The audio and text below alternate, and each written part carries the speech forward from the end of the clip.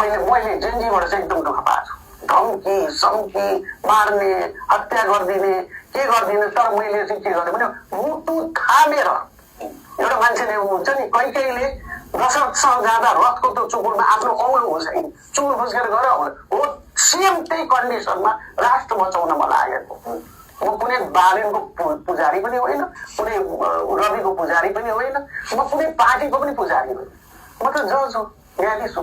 जहिले पनि इन्डिपेन्डेन्ट भएर म बसेँ, जहिले पनि स्वतन्त्र भएर बसेँ मान्छे। यहाँलाई हत्या गर्ने सम्मको पनि थ्रेट आयो। के को हुन्थ्यो के हो के कति कति हो ड्रोन झारेर मारिदिन्छु जेन्जी जम्मै जेन्जी।